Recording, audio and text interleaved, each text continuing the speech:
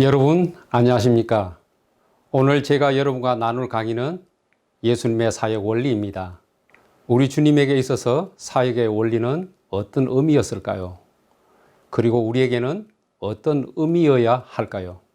우리 주님께서는 사람으로 오셔서 이 땅에서 33년을 사시고 가셨지만 단지 3년 동안만 사역을 하셔서 인류의 영원한 운명을 바꾸는 거대한 일을 하고 가셔야만 했습니다. 역사가 아놀비 토인비는 인류의 역사를 한마디로 요약한다면 히스 스토리라고 했습니다. 즉, 그 의미는 역사 속에 예수 그리스도와 견줄 수 있는 존재가 없고 지금도 예수님의 사역의 영향력은 계속해서 역사의 방향을 바꾸고 있다는 것입니다. 예수님의 복음이 들어가는 곳은 어디에서나 남녀평등, 노예해방, 선거법, 노동법, 아동복리법 등이 이루어졌고 자유와 사랑과 평화의 운동이 일어났습니다. 그러나 우리 주님은 2000년 전 작은 땅 이스라엘에서 단지 3년의 사역을 했을 뿐입니다. 그 사역을 통해 어떻게 이런 일이 일어났는지 우리 주님의 사역 원리를 생각해 보도록 하겠습니다. 강의안을 펴주시겠습니까? 먼저 개관 목적을 다 함께 읽겠습니다. 이 강의의 목적은 주님의 지상명령 성취를 돕기 위해 당신으로 하여금 순모임을 통해 사람들을 제자화하는 일에 헌신하도록 하는 데 있다. 다음의 학습 목표를 함께 읽겠습니다. 제자화에 대한 꿈을 성취하는 데 헌신의 중요성을 설명할 수 있다. 예수님께서 제자들을 제자 삼는 데 사용하신 8가지 원리를 정의할 수 있다. 세상에 나아가 다른 사람들을 제자 삼는 일에 비추어 자신의 행동을 평가할 수 있다는 것입니다. 이 학습 목표는 우리가 이 강의를 통해 주님의 지상명령 성취를 위한 제자 사역을 위해 생각해야 할 목표들입니다. 먼저 서론의 이야기를 보겠습니다. 이 이야기는 어떤 꿈을 가진 어린 소년의 이야기입니다. 그는 어렸을 때 크면 올림픽 육상에서 금메달을 꼭 따겠다고 결심했습니다. 그는 일주일에 5일간 열심히 달리기를 연습했고 그것을 위해 어른들의 가르침에 귀를 기울였습니다. 성장하여 고등학교에 갔을 때 연습에 방해하는 일이 생기기 시작했습니다. 연습 계획한 시간에 친구들이 영화 구경 가자고 찾아오고 또 기타를 배우기 시작했고 그 연습에 많은 시간을 소비했습니다. 그런데도 그는 여전히 다른 어느 것보다 올림픽 금메달리스트가 되는 꿈을 버리지 않았습니다.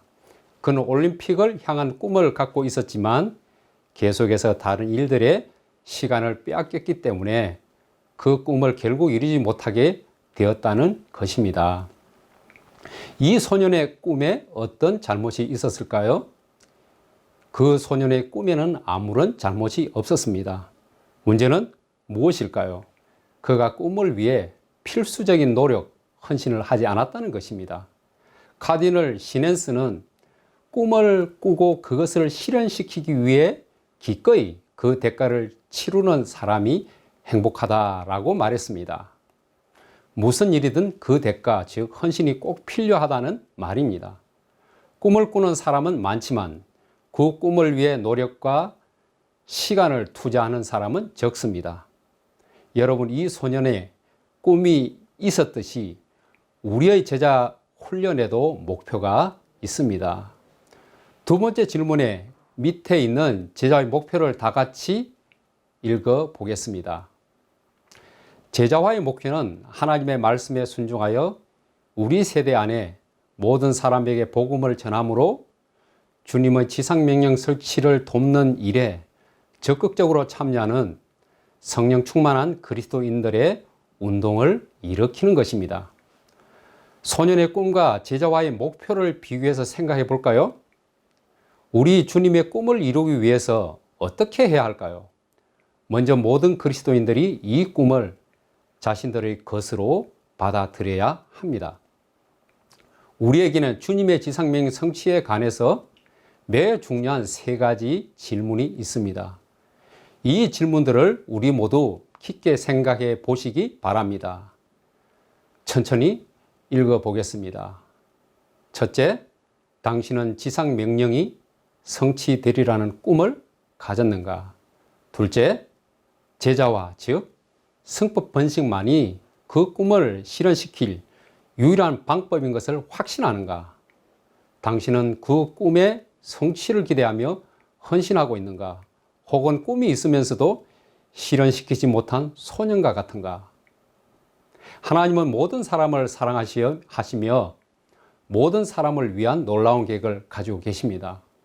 십자가는 그 계획을 이루기 위한 대가였으며 많은 사람이 주님을 찾아왔고 주님도 많은 사람을 사랑하셔서 만나 주셨지만 이상하게도 우리 주님은 소수의 제자들에게 집중하셨습니다.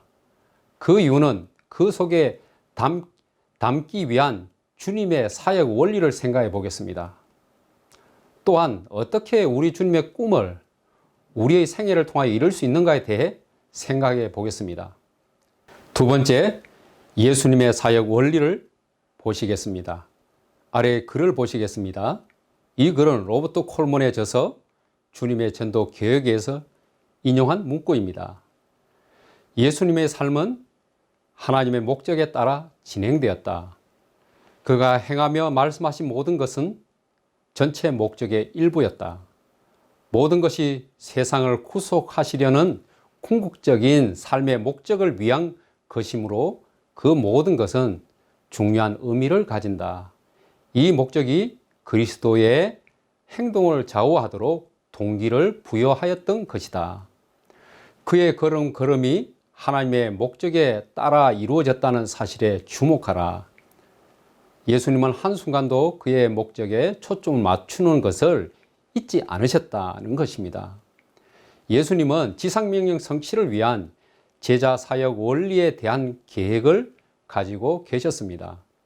그 계획은 주님이 하늘에 올라가신 후에도 그의 사역이 계속될 수 있도록 사람들을 훈련시키는 것이었습니다. 예수님의 목표는 세상이었고 그의 수단은 사람들이었습니다.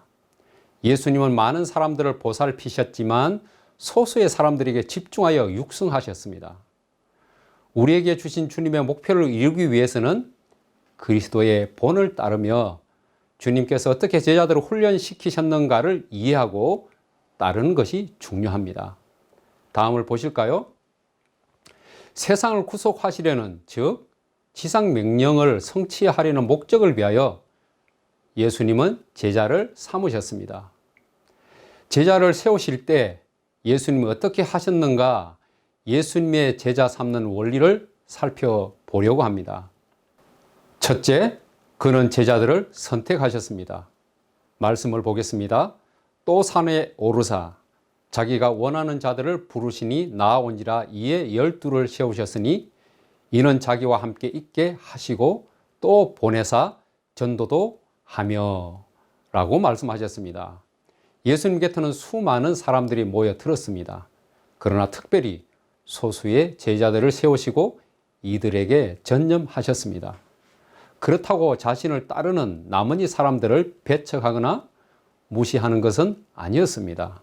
거기에는 이유가 있었습니다. 다음 둘째를 보겠습니다. 그는 제자들과 함께 시간을 보내셨습니다. 너희도 처음부터 나와 함께 있었으므로 증언하느니라. 바로 이것입니다. 주님은 그분의 시간을 사람들과 나누어 가지기 위해서 소수의 사람, 즉 제한된 시간을 그들과 밀도 있게 나누기 위해서 소수의 사람들을 선택하실 수밖에 없었습니다. 사역이 계속될수록 주님은 더 많은 시간을 택한 제자들에게 사용하셨고 그들과 함께 먹고 자며 그들과 함께 이야기하셨습니다. 그들은 함께 한적한 길을 걸었으며 함께 배를 탔으며 함께 고기를 잡았고 함께 산에 기도했고 모든 것을 함께 했습니다. 다음을 보시죠. 예수님께서 이렇게 많은 시간을 제자들과 함께 보내신 이유는 무엇일까요? 그것은 첫째, 제자들의 모든 생활 영역, 즉 정신적, 육체적, 사회적, 영적인 면을 육성하기 위해서였습니다.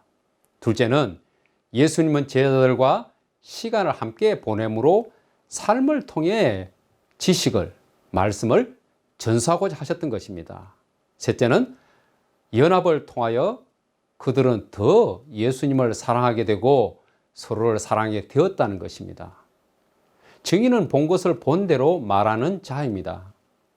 증인은 사실을 넘어 진실을 아는 자이어야 합니다.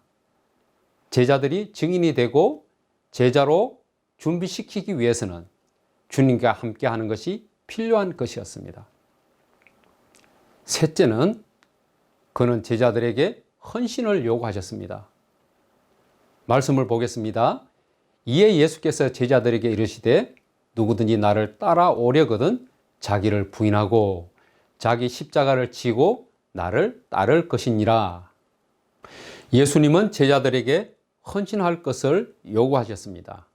헌신이란 충성스러운 사람이 되는 것입니다. 즉, 이 말씀처럼 제자란 자신의 삶 전체를 주님께 맡기는 자가 아닐까요? 거기에는 타협이 있을 수 없었습니다. 두 주인을 섬기는 것은 불가능합니다. 그러나 주님은 우리의 불완전함을 이해하십니다. 네 번째, 그는 제자들을 가르치셨습니다. 예수님께서는 제자들을 가르치는데 여러 가지 수단을 사용하셨습니다. 주임이 사용한 두 가지 주된 교육 방법을 살펴보겠습니다. 첫째는 그는 원리에 대하여 강의하셨다는 것입니다. 예수님은 마태복음 5장부터 7장까지의 산상수훈이라 불리는 내용을 보면 실제 상황을 통하여 제자들을 훈련시키는데 시간을 사용하셨습니다.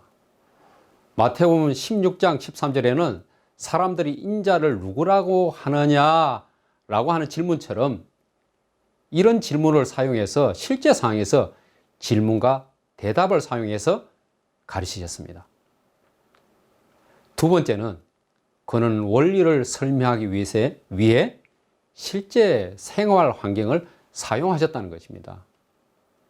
마가복음 4장 36절에서 41절 말씀을 읽어보겠습니다.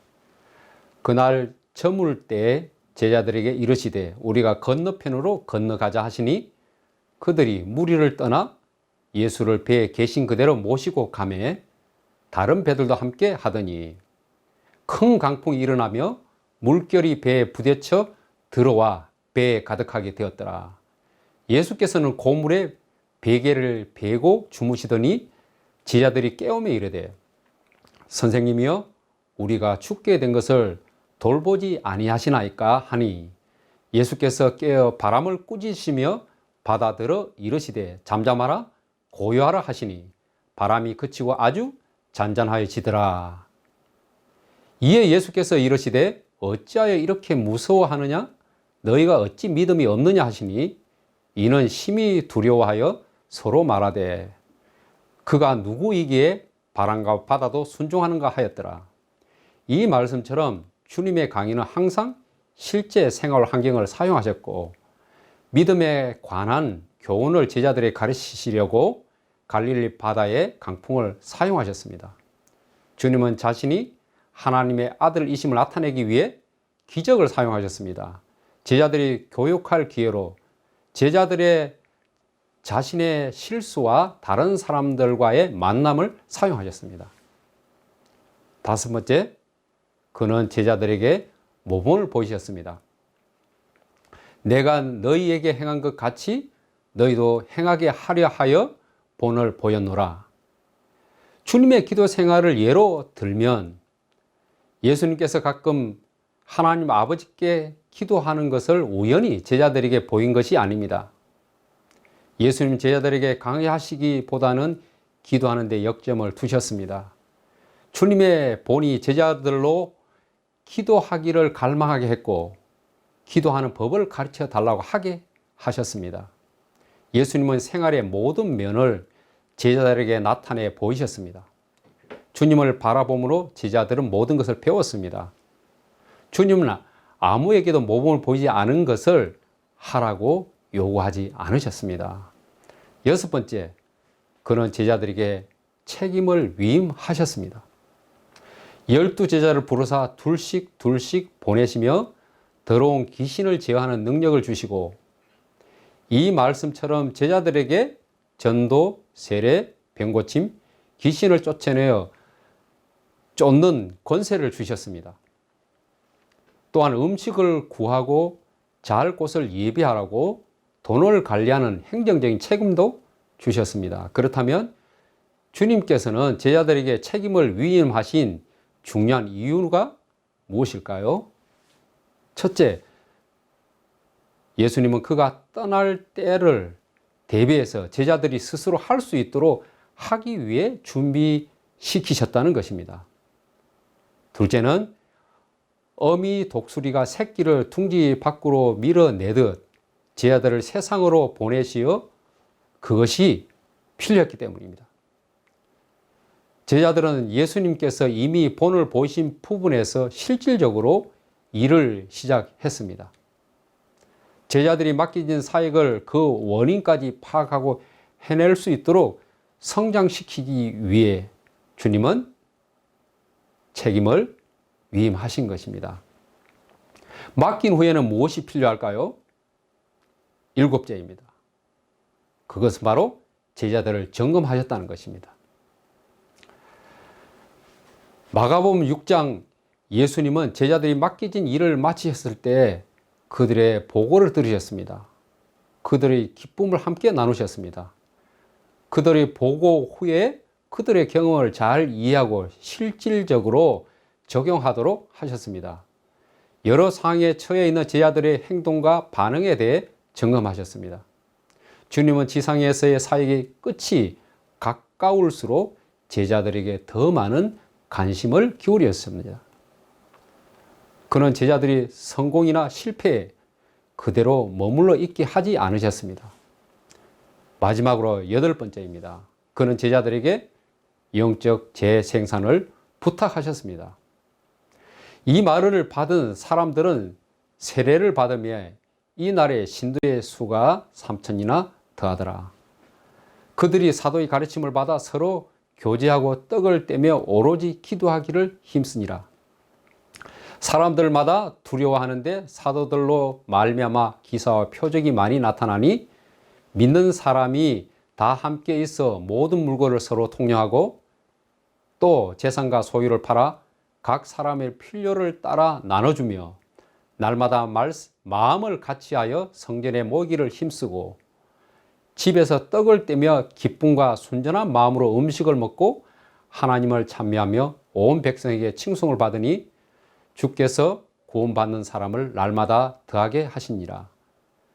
우리는 예수님께서 소수에게 집중하여 제자 사역을 하신 이유를 사도행전에서 제자들의 사역의 결과를 통해 볼 수 있습니다. 그들은 평범한 사람들이었지만 천하를 어지럽게 하는 자들이라고 불렸습니다. 그리고 죽음도 제어할 수 없는 증인들이 되었습니다. 사도행전에서 우리는 제자들이 예수님처럼 사역하는 모습을 확인할 수 있습니다. 이것이 예수님께서 소수에게 집중하셔서 제자 사역을 하신 이유입니다. 우리는 제자들을 훈련하는 데 사용하신 예수님의 사역 8가지 원리들에 대해 생각해 보았습니다. 그것은 첫째, 그는 제자들을 선택하셨다는 것이고, 둘째, 그는 제자들과 함께 시간을 보내셔서 그 자신을 온전히 볼 수 있도록 그리고 알 수 있도록 하셨다는 것이죠. 셋째, 그는 제자들에게 헌신을 요구하셨습니다. 헌신했을 때 넷째, 그는 제자들을 가르치셨습니다. 강의를 통해 또는 실제의 삶의 환경을 통해 원리를 이해하도록 가르치셨습니다. 다섯째, 그는 제자들에게 모범을 보이셨습니다. 여섯째, 그는 제자들에게 책임을 위임해서 실제 할 수 있도록 준비시켰습니다. 일곱째, 그는 제자들을 점검하셨습니다. 그리고 여덟째, 마지막으로 그는 제자들에게 영적 재생산을 부탁하시고 성전하셨습니다. 예수님의 목적은 분명했고 그의 삶의 매 순간을 목적에 따라 살았습니다.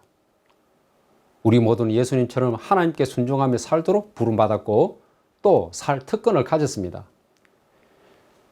제자의 삶과 사역은 주님의 지상명 성취를 위해 순종해야 하는 주님의 부름입니다.